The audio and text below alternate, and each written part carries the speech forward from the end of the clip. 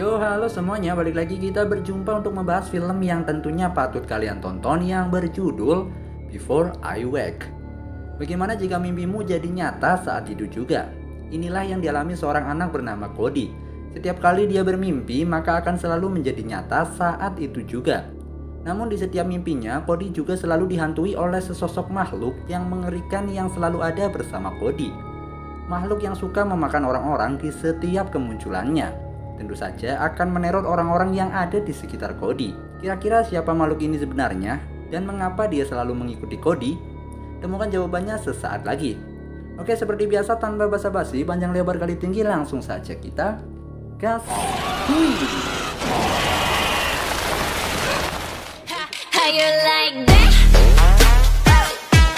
You gon' like that?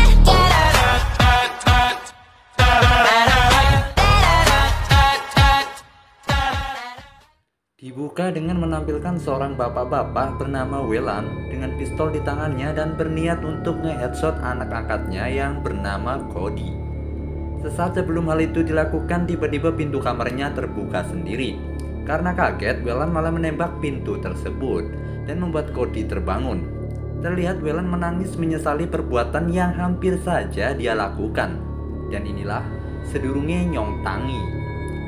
Sepasang suami istri bernama Mark dan Jessie sedang berada di sebuah panti asuhan dan berharap dapat mengadopsi seorang anak karena keluarga mereka baru saja kehilangan anak kandungnya karena sebuah kecelakaan. Seorang pemimpin panti asuhan bernama Natalie menyarankan seorang anak berumur 8 tahun bernama Cody. Seorang anak yang kehilangan ibunya sejak umur 3 tahun. Sudah beberapa orang coba mengadopsinya namun tak bertahan lama karena pada akhirnya mereka meninggalkan Cody seorang diri. Setelah mendengar cerita tentang Cody, akhirnya Mark dan Jessie udah mantep untuk mengadopsi Cody. Mereka pun mulai berbenah di rumah untuk menatap awal yang baru dengan Cody. Namun Jessie meminta untuk meninggalkan satu saja foto mereka bersama Sean, anak kandungnya yang telah meninggal. We can leave that one. Sementara itu, Jessie bergabung dengan sebuah komunitas kesehatan mental yang dimana orang-orang di kelompok itu akan berbagi cerita tentang masalah-masalah yang mereka hadapi dan akan diberikan pencerahan oleh seorang psikolog yang kita panggil saja Pak Joko. Jessie pun menceritakan langkah barunya dalam menjalani hidup dengan mengadopsi seorang anak dan berharap akan menyembuhkan luka di hatinya karena kehilangan anak kandungnya karena sebuah insiden. Continue coming to group with me because it's the only time I feel. Saat malam harinya, Jessie nggak bisa tidur. Dia pun memutuskan pergi ke kamar mandi, di mana anaknya harus tewas karena tenggelam di bak mandi yang pada saat itu belum ada pegangannya sama sekali. Kenangan-kenangan buruk itu selalu saja muncul setiap Jessie pergi ke kamar mandi.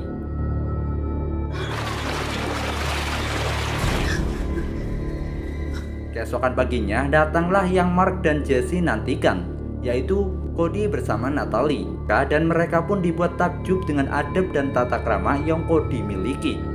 Dari mulai menyapa dan menjabat tangan, masuk ke rumah lepas sepatu, dan juga tidak mau merepotkan orang lain atas apa yang mereka kasih. Cody juga tidak keberatan walau kamar yang diberi cuma seadanya. Itu membuat Mark dan Jessie semakin senang, apalagi ternyata Cody menyukai korden kupu-kupu yang mereka pasang. Karena ternyata Cody adalah bocil pengoleksi kupu-kupu. Malam pertama di rumah barunya, Cody lebih memilih tetap terjaga dengan membaca buku tentang kupu-kupu.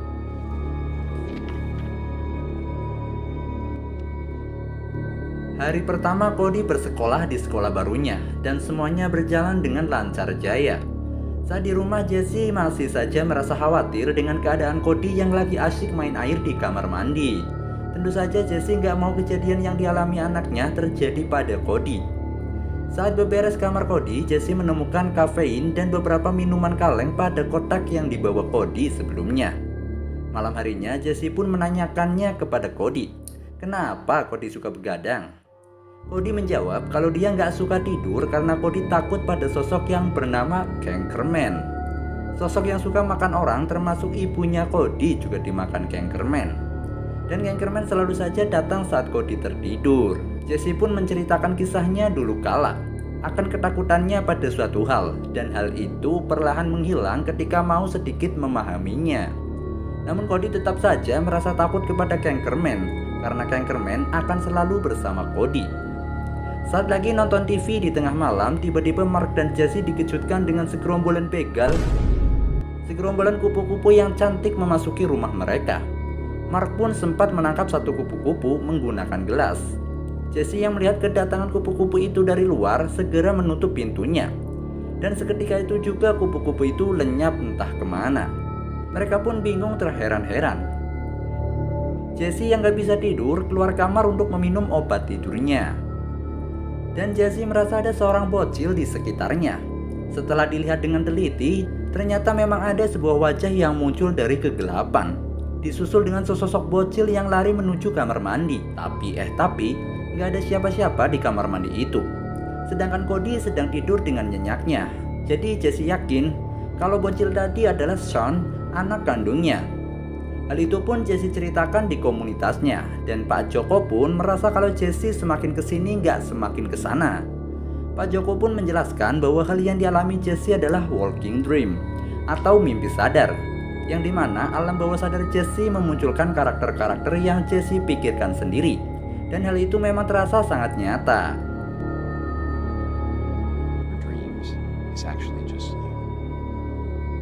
Di sekolah, Cody memiliki teman cewek yang selalu tertarik dengan apa yang Cody lakukan.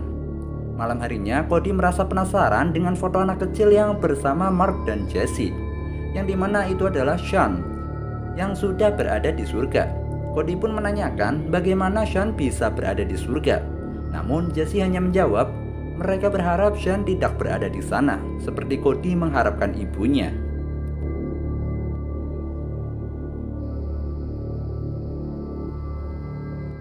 Dan lagi-lagi di tengah malam muncullah seekor kupu-kupu yang cantik di tangan Mark.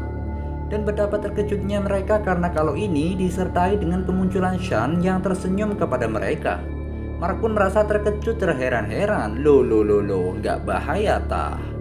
Namun setelah dicek ternyata benar itu adalah sosok Sean yang solid, full set no minus. Seketika itu Cody terbangun dari tidurnya dan hilang juga sosok Sean dari pelukannya.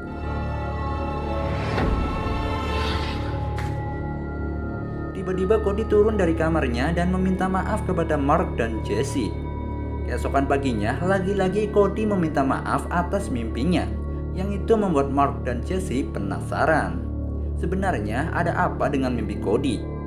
Mark dan Jesse pun coba mencari tahu tentang Cody dan berpikir tentang ucapan yang Cody katakan. Dan disitulah Jesse tersenyum seolah-olah merencanakan sesuatu. Sepulang sekolah, Cody yang lagi asik ngegame bareng Mark ditawari untuk menonton video Sean saat perayaan Natal. Nah, di sini Mark tampak cemas, panik, was-was, deg-deg-dugser atas apa yang sedang dilakukan Jesse terhadap Cody. Karena memang mempertontonkan kenangan mereka kepada Cody adalah hal yang sangat-sangat tidak perlu. Dan saat malam harinya, Jesse memilih untuk begadang. Untuk apa? Yaps, tentu saja untuk menantikan kedatangan Sean, yang ternyata memang benar adanya.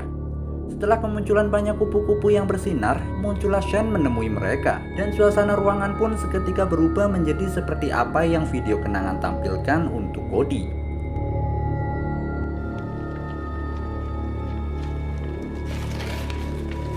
Dari sini, Mark langsung menyadari apa yang sedang terjadi, dan Mark pun langsung menyebut nama Cody.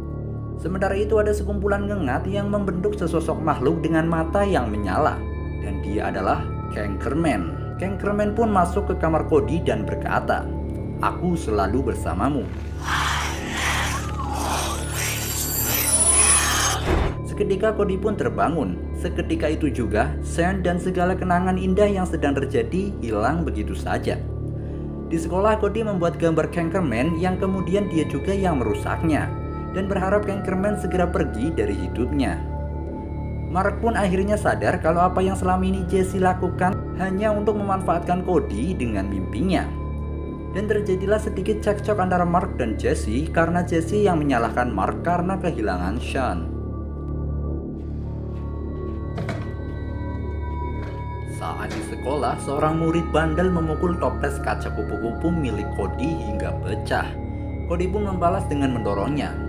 Saat di dalam kelas, Cody yang semalam begadang merasa sangat ngantuk saat jam pelajaran dan terus-terusan meremas tangannya agar tetap terjaga. Saat jam istirahat, Cody lebih memilih tetap berada di dalam kelas karena ada si murid bandel menantinya di luar kelas.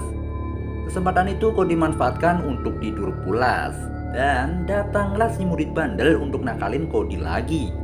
Namun di sana dia melihat Sean duduk di bangku belakang dan seketika muncullah sosok Anchorman yang dengan cepat memakan si murid bandel tadi. Sepulang sekolah sudah ada polisi yang sedang mencari bocil bandel tadi dan Cody pun merasa ketakutan dan bergegas untuk pulang. Malam pun tiba dan lagi-lagi Jesse lebih memilih begadang untuk menanti kedatangan Sean. Namun saat Jesse mau ngopi, ternyata stok kopinya sudah habis, diborong oleh Cody tanpa Jesse sadari. Cody yang masih terbangun mendengar suara aneh di kamarnya dan tiba-tiba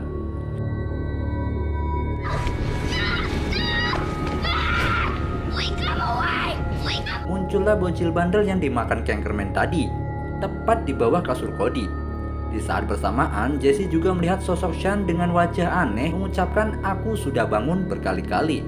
Hingga akhirnya Jesse pun menenangkan Cody di malam itu. Pagi harinya Cody memilih bolos sekolah dengan beralasan sedang sakit. Namun Mark mengajaknya untuk jalan-jalan dan bersenang-senang. Di sisi lain, Jesse meminta obat tidur kepada seorang dokter untuk dia berikan kepada Cody yang udah 2 hari nggak tidur. Sepulangnya dari jalan-jalan, Cody sudah ditunggu 2 polisi yang ingin memintainya keterangan tentang bocil bandel yang tiba-tiba hilang di sekolahan. Mark pun menceritakan kedatangan 2 polisi tadi kepada Jesse. Namun sebisa mungkin Cody selalu berusaha mengalihkan pembicaraan.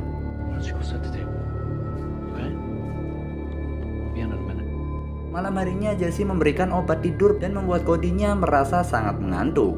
Namun sebelum tertidur, Mark sempat menjawab pertanyaan Cody tentang meninggalnya Sean, yaitu karena tenggelam di bak mandi. Saat hendak menuju kamar, Mark dan Jesse dikejutkan dengan kemunculan Sean, namun dengan wajah yang mengerikan. Dan tiba-tiba menyemburkan cairan dari mulutnya dan muncullah sosok Anchorman dari kado milik Sean. Menyadari hal itu, Mark langsung mencoba untuk membangunkan Cody. Namun tentu saja usahanya sia-sia karena Cody sedang dalam pengaruh obat. Sementara itu, Anchorman terus mendekati mereka dan mendobrak kamar Cody. Mark pun coba melawan Anchorman, namun naas bagi Mark karena malahan dia dimakan oleh Anchorman yang mengerikan. Jesse yang pingsan segera tersadar saat mendengar Cody sedang meminta bantuan polisi. Dan saat itulah akhirnya Cody dibawa oleh pihak polisi dan Jesse dilarang menemui Cody karena perbuatannya yang telah memberi obat-obatan pada anak kecil. Jesse pun sedih gak ketulungan, bukan hanya kehilangan Cody namun Jesse juga kehilangan suaminya yang dimakan oleh Anchorman. Keesokan paginya Jesse menemui Natalie yang sudah gedeg banget dengan apa yang dilakukan Jesse. Natalie pun menolak permintaan Jesse untuk bertemu dengan Cody. Namun dari kantor Natalie, Jesse sempat mengambil riwayat adopsi milik Cody. Dari data itu, Jesse pergi menemui Bapak Whelan yang kita lihat di awal film tadi, yang berada di rumah sakit jiwa. Bapak Whelan pun menceritakan pengalamannya dalam mengasuh Cody, di mana mimpi Cody adalah hal yang luar biasa indah dan juga luar biasa mengerikan. Di mana dulu dia juga mengalami hal yang sama, mulai dari kemunculan kupu-kupu hingga kemunculan sosok anaknya, dan semua itu nampak sangat indah. Hingga suatu ketika istrinya jatuh sakit dan itu membuat Cody merasa tidak senang. Hingga suatu malam Anchorman datang dan memakan istrinya hingga hilang dengan sekejap. Sejak saat itu Bapak Whelan coba memanfaatkan Cody untuk mewujudkan sosok istrinya dalam mimpi Cody. Namun harapan tidak sesuai dengan kenyataan karena sosok yang diwujudkan malah berbeda dari aslinya. Dan itu membuat Pak Whelan merasa kesal dan berniat nge-headshot Cody. Dari hal itu Pak Whelan meminta Jesse untuk melakukan keinginan Pak Whelan, yaitu nge-kill Cody untuk menghentikan korban-korban selanjutnya. Namun tentu saja Jesse menolak mentah-mentah keinginan Pak Whelan. Setelah membaca berkas-berkas milik Cody, Jesse pun pergi ke rumah sakit di mana ibu Cody meninggal dunia. Dari rumah sakit itu, Jesse bisa mengambil barang-barang milik Cody semasa kecil dulu. Karena memang Cody tidak memiliki sanak saudara yang mau merawatnya, sehingga barang-barangnya pun masih ditinggal di rumah sakit tersebut. Dari situ Jesse mendapatkan sebuah boneka kupu-kupu dan buku harian milik ibunya Cody yang masih tersimpan. Sementara itu akhirnya Cody mendapatkan suntikan tidur setelah 2 hari begadang. Walaupun Natalie tidak tega melihatnya, namun itu harus dilakukan demi kesehatan Cody. Dan sudah bisa dipastikan ketika Cody dengan ketakutan, maka hal-hal buruk akan terjadi. Jesse akhirnya memutuskan untuk menjemput Cody di panti asuhan tempat Cody tinggali. Baru saja masuk, kumpulan ngengat sudah mengagetkan Jesse, pertanda hal buruk akan segera hadir. Dan dalam perjalanannya mencari Cody, Jesse sempat bertemu dengan seorang wanita yang terbungkus layaknya kepompong. Tak berselang lama, Jesse juga melihat bak mandi milik Sean. Dan sosok Sean juga muncul dalam kondisi yang mengerikan dan menampilkan bagaimana dia tenggelam di bak mandi miliknya.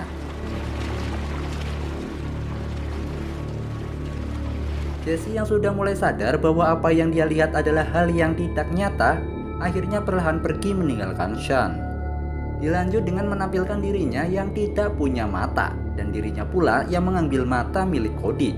Ditambah lagi kemunculan Mark yang matanya jatuh ke lantai tepat di hadapannya. Hingga akhirnya Jesse menemukan kamar Cody. Namun tiba-tiba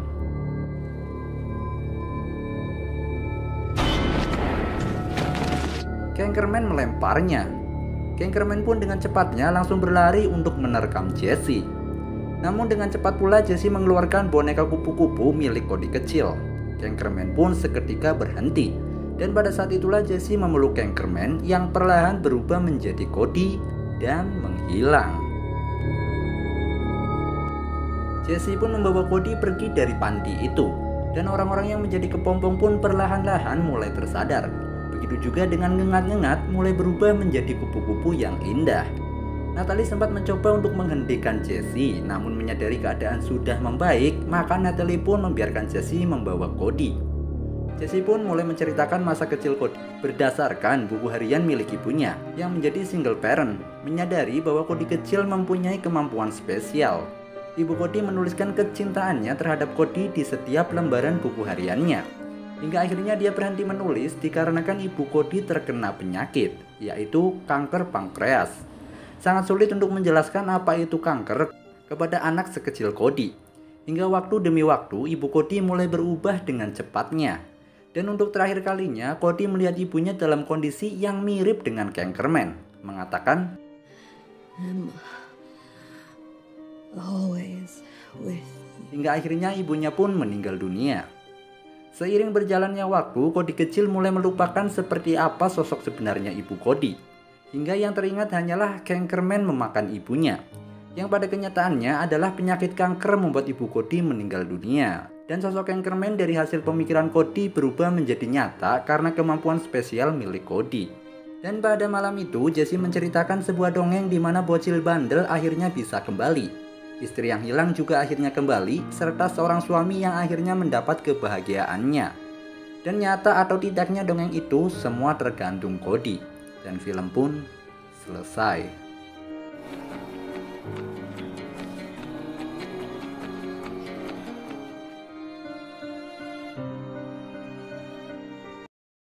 Yos, berakhir sudah untuk pembahasan film Sedurunge Nyong Tangi. Ternyata ya di balik sosok menyeramkan Kankerman tersimpan sebuah pilu tentang masa lalu Cody yang harus ditinggal ibunya saat usianya masih sangat kecil karena penyakit kanker yang dideritanya. Mungkin pesan-pesan yang bisa kita ambil dari film ini adalah terkadang ketakutan bukan karena memang itu menakutkan, namun terkadang kita tidak mau sedikit saja memahami dari ketakutan itu. Berusahalah menerima keadaan walaupun cukup menyakitkan, daripada kamu terus-terusan merasakan kesakitan karena ketakutan. Oke, sekian dulu untuk videonya kali ini. Kita jumpa lagi di kesempatan berikutnya.